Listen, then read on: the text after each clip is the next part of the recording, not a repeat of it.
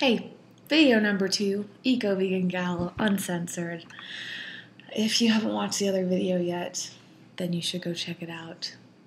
Yeah, I don't know if I'm gonna have the time to put a little box where you can click on it, but if you just go to the channel, it's there.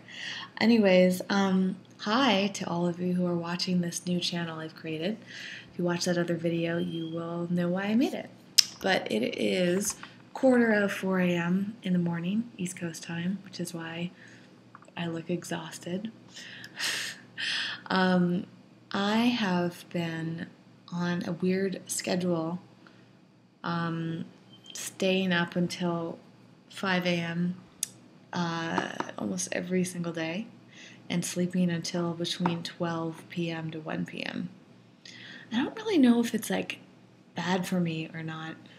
It seems like it kind of is, but because especially since in the mornings, I feel so drained, and it definitely feels weird to get up at that time. But at the same time, it kind of doesn't. I kind of love it. I feel like I'm living every person's dream, or at least every teenager's dream, of making my own schedule and waking up whenever I want. So yeah, it's kind of awesome in that sense. But I worry that it's affecting my health. At the same time, though, it's does it really matter what time you go to bed? One of my friends was saying that it screws with your melatonin, because at around 5 a.m.-ish, usually 5:30, that's when it starts to get light out. Not super light. It probably really starts to get light between 6 and 7. But you can definitely, the sky starts to change colors at 5, and thus there's less darkness coming in. Apparently, I have to go research this more, but sleeping when it's dark outside is best for you. It's kind of what we're supposed to do. And I feel like it is more natural to sleep at night, because technically, originally, we didn't have electricity, right? So people kind of had to go to bed when it got dark because they couldn't see anything. And it's also bad because I usually stay up on the computer, and there's studies done about the computer light affecting you too. So, yeah, for me being such a health nut, I don't think it's good. But at the same time, it feels emotionally good for me to stay up, because my parents usually, I've been living at my parents' house over the summer. My parents usually go to bed around between midnight to 1 a.m. So it's I get this solid 4 hours completely to myself. It's completely quiet. It's relaxing. Nobody else is even online at that point. So it's I feel a lot more focused, and I also just start to feel more awake. But yeah, I feel kind of guilty, I'm not doing it right. So speaking of other things, I have been staying with my parents, which has been really nice and interesting. I want to do more videos on this on my site, just kind of my experience with them. It's definitely been interesting. It's been nice. I was really concerned when I came here, or when I was planning on coming out here for an extended period of time, if I was going to go crazy. My parents are amazing, but, everybody's parents has their quirks, and children often kind of bash heads with their parents. But overall, things have been really good, and it's been really nice. My parents are in their late 50s, so it's still pretty young, but you never know how much time you're going to have. And so it's just been really freeing to spend so much time with them, and I just feel I'm learning more about them, and I'm learning more about myself based on the ways that I interact with them. It reminds me of things that happened in my childhood, and I'm kind of going also through this healing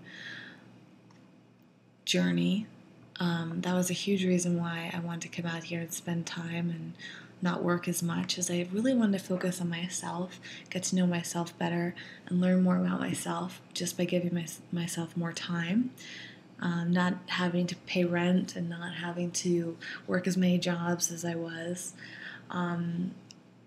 has definitely like opened up things and given me opportunities to just think a lot and experience a lot and just do things for myself, be personal, and it just feels really nice because I don't know when I'll have this opportunity again. You know, I want to have children relatively soon in the next couple of years, and yeah, you never know what's going to happen with life, right? That's just a big thing. It's like, I feel like our society has just conditioned us into living these lives where we don't think too much about things. It's hard to tell. Like, does society do that because it's easier to control people if they don't think as much? I think so. But I think it's also just human nature where we don't want to think too much, because if we think too much about life in the grand scheme of things, we realize kind of more how fragile we are. And it's like, if we numb ourselves to that, life feels easier. But to me, life doesn't feel as truthful if we numb ourselves too much. So that's why I was like, all right, I'm going to come out here and I'm going to focus a lot on myself and just get to know myself and really think about what I want to do and really step back from all the craziness that I was, creating through the workforce. And like, I just keep having every day these moments where I'm like, whoa, life is whatever you want it to be. It really is. It's really amazing. It's like when you really step back and say, I don't know when I'm going to die. I don't know how long I'm going to have on this planet. I don't know how long my parents are going to have, my sister, my dog. I don't know how long anything's going to last. There's like so many things that could happen. You know, we've got these hurricanes coming through as we do every year. So it's like, we've got earthquakes, tons of natural disasters, and people think that 2012 is the end of the year, an end of the world. So it's like, we have no idea. Things could completely end, or things could completely change. We've got politics changing, finances are crazy. Who the heck knows? And so you just got to live in that moment. And I think that's really interesting. That we're kind of raised to not do what I'm doing right now. We're not supposed to stay up until 5 a.m. and get up at between 12 and 1. We're supposed to go to bed on time and wake up early and go to work. We're not supposed to like live with our parents again when we're almost 30 years old. And we're not supposed to, work as much. And since I'm almost 30, I should probably be married by now, and maybe I should be having kids like everybody else in my life. And I feel like all these pressures on me, but like really when I step back, and as I've been doing, I'm like, why? Why do I have to do any of that stuff? Why can't I just do what I want to do? I was having this conversation with my dad earlier too today, and he was asking me, we were talking about how it's like back to school time. We were seeing all these kids in the school buses, and he was like, do you ever miss school? And I was like, I don't know, I guess I feel kind of neutral about it. Part of me misses learning. I like that, and I love the social aspects of it, but I also remember the majority of the time, I think overwhelmingly, feeling anxious and feeling just like uneasy and like something wasn't right. And as I reflect back on that, I just feel like I felt like I was just being too controlled and I was being forced into things I didn't really want to do. And I think that's a huge thing for me, is that realizing that I don't have to do anything. Nobody has to do anything. Like really, you really don't have to do anything. You can just live and do whatever the heck you want. Unfortunately, it makes it challenging in society, so I think the importance of school is that we learn how society works.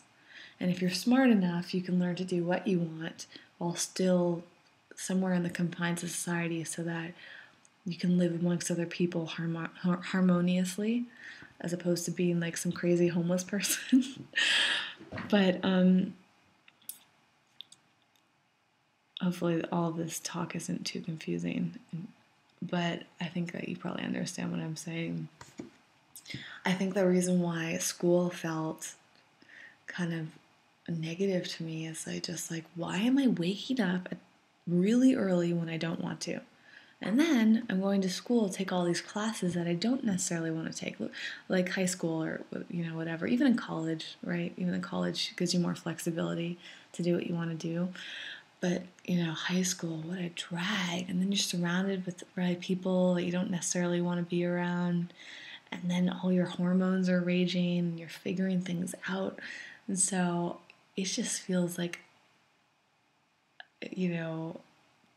a formula for failure and misery. And unfortunately, a lot of people never break out of that. They just like stick in that mindset they developed when they were teenagers, and then they just go into the workforce and they do what everyone else does, which is get married and have kids, and then that's how they spend the rest of their lives. And for me, it's like being, or back where I grew up around my parents again. In a way, it's like going back to those roots, but in another way, it's like kind of going completely against the grain. The only reason I'm here is well, there's two reasons. I want to spend more time with my family. Actually, okay, three. Spend time with family, spend time on the East Coast, and not have to pay rent. I want to pay off my debt, I want to save my money, and I want to focus on what I really want to do. But that's like taboo in a way. Like a lot of people kind of like seem uncomfortable when I tell them I'm doing this. I'm like, I am so happy. I'm like happier than I've been in a long time. I'm relaxed, doing whatever I want. And maybe people get uncomfortable because they wish secretly that they could do that too, or they've been kind of programmed into thinking that they should be doing that. But back to that philosophy of just doing whatever you want to do. Like that should just be the motto for life.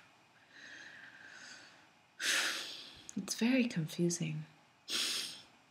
Everybody has such different opinions too. It's like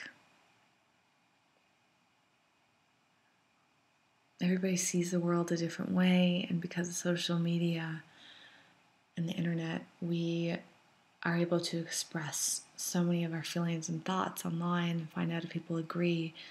And in a way, it just makes things so confusing. It's so hard to decipher anything. It's like you'll find a ton of people that agree with you and then a ton of people that completely disagree with you. And that's one really interesting aspect of being a YouTuber. It's like reading through comments and sorting through likes and stuff like that. You just see all these different perspectives people have, and same thing on on Twitter and Facebook. It's like the world is just a melting pot of so many different ideas about the world, and everybody thinks that they're right. And that's one thing that I've really been striving to do lately, is just not focusing on being right, agreeing with people or disagreeing with people. It's just being, and just going with the flow, like my flow and other people's flow, and not, just kind of that almost like airy energy. That feels really good.